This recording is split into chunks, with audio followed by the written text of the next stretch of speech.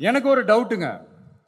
இன்னைக்கு திரு அம்பேத்கர் அவர்கள் உயிரோடு இருந்திருந்தா என்ன நினைப்பாரு? இன்னைக்கு இருக்கிற நம்ம இந்தியாவை பார்த்து அவர் பெருமைப்படுவாரா, இல்ல வருத்தப்படுவாரா, இல்ல அப்படியே வருத்தப்பட்ட எதை நினைச்சு வருத்தப்படுவாரு? இன்னைக்கு நம்ம நாடு முழு வளர்ச்சி அடையணும்னா ஜனநாயகம் காக்கப்படணும். அந்த ஜனநாயகம் காக்கப்படணும்னா அரசியல் அமைப்பு சட்டம் காக்கப்படணும். அதுக்கான பொறுப்பு, அந்த கடமை நம்ம ஒவ்வொருத்தருக்கிட்டையும் இருக்கணும்னு தோணுச்சு. அந்த பொறுப்போடும் அந்த கடமையோடும் தான் இதை நான் ஆணித்தரமா சொல்றேன். ஜனநாயகத்தை நாணிவேர் ஃப்ரீ அண்ட் ஃபேர் எலெக்ஷன்ஸ், சுதந்திரமான மற்றும் நியாயமான தேர்தல். தேர்தல் நியாயமா நடக்கலன்னு நான் சொல்ல வரல, பட் சுதந்திரமாகவும் நியாயமாகவும் தான் தேர்தல் நடக்குது அப்படிங்கிற அந்த அசைக்க முடியாத நம்பிக்கை நம்ம ஒவ்வொரு இந்தியனுக்கும் இருக்கணும்னு தோணுச்சு. அது அமையணும்னா தேர்தல் ஆணையர்கள் கான்சென்சஸ், அதாவது ஒருமித்த கருத்து அடிப்படையில் மட்டும்தான் நியமிக்கப்பட வேண்டும் அப்படின்றத என்னுடைய ஒரு வலிமையான ஒரு கோரிக்கை. மறைஞ்சிருக்கிறாங்க.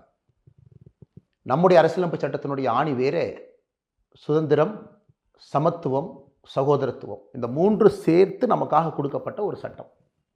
அதன்படி தான் நாம் வாழ்ந்து கொண்டிருக்கின்றோம். அந்த அரசியலமைப்பு சட்டம் இருக்கிற ஒரே காரணத்தினால தான் ஒரு கிராமத்தில் பிறந்து ஒரு விவசாய குடும்பத்தில் இருக்கக்கூடிய அந்த அண்ணாமலை என்கின்ற மனிதனும் கூட இன்னைக்கு ஐயாவுக்கு இந்த மாலையை அர்ப்பணித்து விட்டு பக்கத்தில் நின்று பேசிகிட்டு இருக்கிறேங்க. ஐயா, நான் அரசியலுக்கு வந்து இன்று ஒரு 4 ஆண்டுகள் ஆகுது. பல விஷயங்களை பார்த்துருக்கேன், கேள்விப்பட்டிருக்கேன். மக்கள் பேசுகிறதை உற்று கவனிக்கிறோம். தொடர்ந்து நான் எனக்கு கேட்கக்கூடிய கேள்விகள், அண்ணல் அம்பேத்கர் ஐயா அவர்கள் கனவு கண்ட அரசியல் தமிழகத்தில் நடக்குதா? அதன்படி அரசியல்வாதிகள் அரசியல் எடுத்துகிட்டு போகிறாங்களா? இல்லை அதன்படி தான் மக்களுக்கு நல்ல விஷயத்தை நாம் சொல்லி கொடுத்து மக்களுடைய எதிர்பார்ப்புகளுக்கு தகுந்தாற்போல் இங்கே அரசியல் நடக்குதா? அதை இன்றைக்கி உங்கள்கிட்ட பேசணும் அப்படிங்கிறது என்னுடைய ஆசை. இன்றைக்கி பேசணும், இன்றைக்கி இல்லைன்னா எப்போ பேசுவாங்க? ஐயாவுடைய புகைப்படத்துக்கு பக்கத்தில் இருந்து பேசவில்லை என்றால் எப்பொழுது நாம் பேசுவோம்? இந்த மனிதர் எந்த அளவுக்கு இவருடைய வாழ்நாளில் சிறுமைப்படுத்தப்பட்டார் என்பது நாம் எல்லோருக்கும் தெரியும். சரித்திரம் படித்த எல்லோருக்குமே, புத்தகம் படித்த எல்லோருக்குமே அம்பேத்கர் ஐயாவுடைய பெருமை எந்த அளவுக்கு சீர்குலைக்கப்பட்டது. குறிப்பாக அவருடைய தகுதியெல்லாம் அவ்வளவு தகுதி இருந்தும் கூட அவர் ஒரு சிறிய வட்டத்தில் அடைச்சி வச்சிருந்தாங்க. நேரு ஐயாவுடைய கேபினட்டிலிருந்து அவர் ரெசிக்னேஷன் கொடுத்துட்டு எனக்கு எந்த பதவியும் வேண்டான்னு வெளியே வரும்பொழுது ஒரு கடிதம் எழுதினார், ஏன்னா வெளியே வந்தேன் அப்படின்னு. அதை படிக்கக்கூடிய எல்லோருக்குமே தெரியும், இப்படிப்பட்ட ஒரு மனிதர், ஒரு மேதை, எப்படி ஒரு குடும்பத்தில் பிறந்து தடைகளை எல்லாம் உடைத்து ஒரு பெரிய மனிதராக வந்த ஒரு மனிதருக்கு எவ்வளவு பெரிய சிறுமை அங்கே கிடைத்ததெல்லாம் நம்ம பார்க்கணும். ஏன் 56 மறைந்த பிறகு 36 வருஷம் அந்த மனிதருக்கு பாரத் ரத்னா விருது கொடுக்கலீங்க. அந்த இடைப்பட்ட காலத்தில் 2 பிரதமர்கள் அவர்களே பாரத் ரத்னாவை கொடுத்துக்கிட்டாங்க. 2 பிரதமர்கள் அவங்களுக்கு பாரத் ரத்னா கொடுத்துக்கிட்டாங்க. 1990 பெரிய ஒரு சண்டை போட்டு அடல் பிஹாரி வாஜ்பேயி ஐயா, அத்வானி ஐயா அவர்கள்லாம் நம்முடைய கூட்டணி ஆட்சி அப்போ இருந்த பொழுது 1990 இந்தியாவுடைய உயரிய விருது பாரத் ரத்னா கிடைச்சிருக்கு. இவருக்கு ஒரு பாரத் ரத்னா விருது கொடுத்து இவர் ஒரு பெரிய மனிதர், பண்டிட் ஜவஹர்லால் நேரு அவர்களுடைய விட முக்கியமானவர், அல்லது அந்த சேம் குரூப் ஆஃப் லீடர்ஸ் அப்படின்னு காட்டுறதுக்கு கூட இன்னைக்கு இருக்கக்கூடிய எதிர்க்கட்சி காங்கிரஸ் வந்து தயங்கினாங்க. இன்னைக்கு அவங்க ஐயாவை பற்றி பேசுகிறாங்க. கொடுமையை பாருங்க. இன்னைக்கு தமிழக அரசு எடுத்துக்கோங்க, இந்த மாதிரி ஒரு முக்கியமான நாளில் விழாவில் முதல் ஆட்களாக போய் திமுக அமைச்சர்களாக இருக்கட்டும், முதலமைச்சராக இருக்கட்டும், மாலையை போட்டுருவாங்க, பேசுவாங்க. ஆனால் அம்பேத்கர் ஐயாவுடைய கொள்கைப்படி அவங்களும் நடக்கிறாங்களா? இன்னைக்கு அரசியல் வியாபாரிகள் தமிழகத்தில் அண்ணல் அம்பேத்கர் ஐயாவை வைத்து தான் இங்கே அரசியலே நடக்குது. இதை வைத்து தான் பிளவுவாத அரசியல் இங்கே நடத்தி கொண்டிருக்கின்றார்கள். காலையில் பார்த்தீங்கன்னா ஒரு தலைவர் ட்விட்டரில் போட்டிருப்பார், நான் ஏன் ஒரு நிகழ்ச்சிக்கு போகலை, இன்னொரு தலைவர் நான் ஏன் நிகழ்ச்சிக்கு போகிறேன். தமிழக அரசியல் எப்பொழுதும் அண்ணல் அம்பேத்கர் ஐயாவை சுற்றி தான் இருக்குது. ஆனால் அது ஆக்கப்பூர்வமாக இருக்குது அப்படிங்கிற கேள்வி நம்ம கேட்கணும். திமுகவினுடைய அமைச்சரவை எடுத்துக்கணும். அண்ணல் அம்பேத்கர் ஐயா சொன்ன பல விஷயத்தில் மிக முக்கியமான விஷயம் என்ன சொன்னாருங்க? விளிம்பு நிலையில் ஒடுக்கப்பட்ட மக்கள் மேலே வர வேண்டும் என்றால் 2 விஷயம் அவங்க கை கொடுக்கணும். கல்வி கொடுங்க, அரசியல் அதிகாரம் கொடுங்க. இதில் ஒன்றை பறிச்சிங்கன்னா கூட அவங்க மேலே வர முடியாது. கல்வி இருந்தும் அரசியல் அதிகாரம் இல்லை என்றால் வர முடியாது. அரசியல் அதிகாரம் கொடுத்து கல்வி கொடுக்கலனாலும் மேலே வர முடியாது.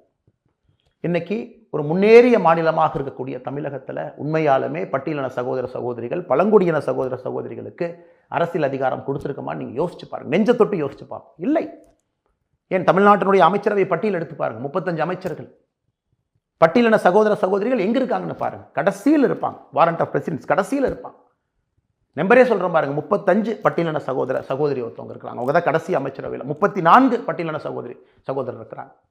32 பட்டியலின சகோதரி இருக்கிறாங்க. 3 பேர் இருந்தாங்க திமுக ஆட்சிக்கு வந்த பிறகு. எல்லாம் பேசி பேசி சண்டை போட்டு இப்போ 35ல் 4 ஆகியிருக்கிறது. 4 எப்படிங்க அரசியல் அதிகாரம் கொடுக்காம எப்படி அந்த சமுதாயம் மேலே வரும்?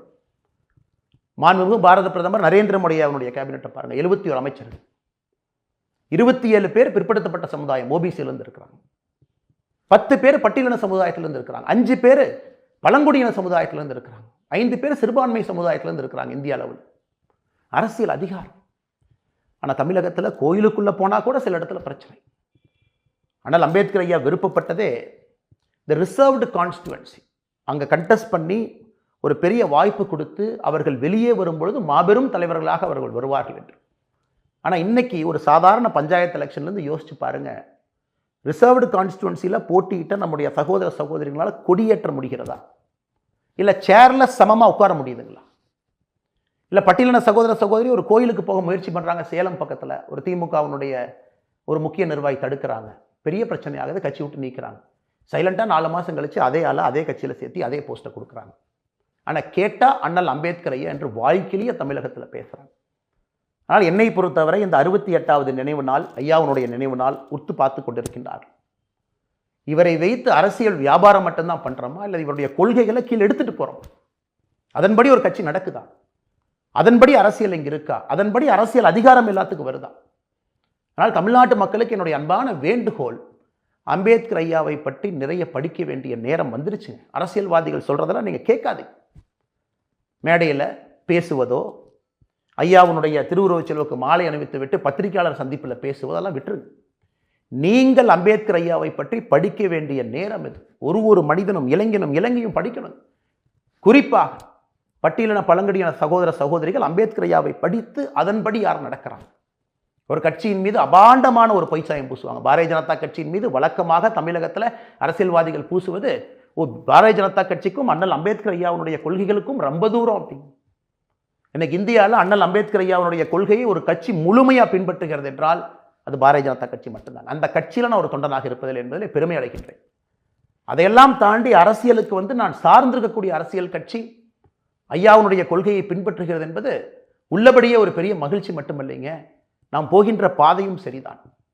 அதனால் இந்த ஆண்டு உங்கள்கிட்ட நான் வைக்கக்கூடிய வேண்டுகோள், நீங்கள் படிக்க, அரசியல்வாதிகள் சொல்கிறத கேட்காதீங்க.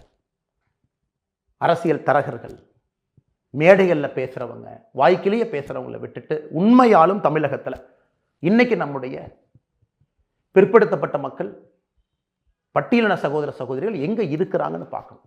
இரட்டை டம்ளர் சிஸ்டம் இன்னும் இருக்கா? சுதந்திரம் கிடைத்து எத்தனை நாட்கள் ஆச்சு? பட்டியலின சகோதர சகோதரிகள் மீது எத்தனை வழக்கு நடக்குது? இந்தியாவில் பிசிஆர் சட்டம் எங்கே, கேஸ் அதிகமாக எங்கே இருக்குதுங்க? ப்ரிவென்ஷன் ஆஃப் அட்ராசிட்டிஸ் ஆக்ட் எங்கே அதிகமாக போடுறாங்க? அவர்களுக்கு குறித்த நியாயம் எங்கே கிடைக்குதா? இது எல்லாத்தையும் பார்க்க வேண்டிய நேரம். ஏன் ஒரு பஞ்சாயத்து தலைவராக இருந்து அரசியலமைப்பு சட்டத்தில் ஒரு தேசிய கொடியை ஏற்ற முடியுதா? அதனால் இந்த ஆண்டு உங்களுக்கு நான் வைக்கக்கூடிய கோரிக்கை, அடுத்த ஐயாவுடைய நினைவு நாள் அடுத்த ஆண்டு 69வது ஆண்டு வர்றதுக்கு முன்னாடிங்க ஐயாவுடைய புத்தகத்தை, என்னுடைய அன்பான வேண்டுகோள், அன்பு தம்பி உங்கள்கிட்ட சொல்கிறேன், ஒரு புத்தகத்தை எடுத்து படிங்க. அம்பேத்கர் ஐயாவுடைய ஒரு புத்தகம் என்ன சொல்லியிருக்காருன்னு நம்ம படிப்போம். அதன்படி யார் நடந்துக்கிறாங்க, நம்முடைய வாழ்க்கையில் அதை கொண்டு வருகின்றோமா என்று. ஏன்னா அதை பேச வேண்டிய கட்டாயம். எல்லா ஆண்டும் நானும் மௌனமாக அந்த விழாவுக்கு செல்வேன், ஐயாவுக்கு மரியாதை செல்வேன், மௌனமாக வெளியே வருவேன். ஆனால் எனக்கும் தெரியும் அரசியலில் மாற்றம் கொடுக்க வேண்டும் என்று வந்த மனிதன் நான். அந்த நாட்களும் கடிகாரம் போல் அப்படியே சின்ன சின்னதாக குறைஞ்சிக்கிட்டே வருதுங்க. கண் முன்னால் எனக்கும் தெரிகிறது மாற்றத்திற்கான நாட்கள் பெரிய நாட்கள் இல்லை, சிறிய நாட்கள் தான் இருக்கு. நாம் வந்ததே மாற்றம் கொடுக்க வேண்டும் என்று. நாமளும் அந்த பழம்பெரும் அரசியலில் மாட்டி இப்படியே மாட்டிகிட்டு இருக்கமேங்கிற வருத்தம். அதனால் அம்பேத்கர் ஐயாவுடைய இந்த நினைவு நாளில், இந்த புண்ணியமான நாளில் நமக்கான ஒரு அரசியலமைப்பு சட்டம் கொடுத்து இந்தியா இப்படித்தான் செல்ல வேண்டும் என்று சொன்ன அந்த நாளில் சில கேள்விகளை கேட்க வேண்டும். அதன் மூலமாக என்னுடைய தமிழ் சொந்தங்கள், நீங்கள் அம்பேத்கர் ஐயாவை இன்னும் முழுமையாக படித்து புரிந்து தெளிந்து தமிழ்நாட்டில் என்ன நடக்குது அப்படிங்கிறத உங்களுடைய வாக்கு மூலமாக, பேச்சு மூலமாக நீங்கள் சொல்ல ஆரம்பிக்கும் பொழுது அரசியல் மாற்றம் தமிழகத்தில் நடக்கும். அதற்கு எல்லாம் இந்த நாளில் உறுதியேற்போம். நான் உங்கள்கிட்ட கேட்குறது பெரிய பெரிய வார்த்தையெல்லாம் சொல்லி உறுதியேற்போம் கேட்கலீங்க. ஒரு புத்தகத்தை படிப்போம் என்று உறுதியேற்போம். உண்மையால் நம்ம அம்பேத்கர் ஐயா விரும்புகிறோமா? ஒரு புத்தகத்தை படிப்போம். அடுத்த ஆண்டு முடிவதற்குள்ள ஒரு புத்தகத்தை படிப்போம் என்று உறுதியேற்போம். அண்ணல் அம்பேத்கர் ஐயாவுடைய வழிப்படி நடப்போம். பொறுமையாக இவ்வளோ நேரம் நான் சொன்ன கருத்துக்கள் நீங்கள் கேட்டீங்க. அதற்காக உங்களுக்கு தலை வணங்கி என்னோட நன்றியை தெரிவிச்சுக்கிறேன். மறுபடியும் ஒரு முறை இந்த மாமனிதர் இந்த ஐயாவுடைய வாழ்க்கைப்படி நம்ம நடப்போம். உங்கள் எல்லோருக்கும் நன்றி தெரிவித்து என்னுடைய சிறிய பேச்சை முடித்துக் கொள்கின்றேன். நன்றி, வணக்கம்.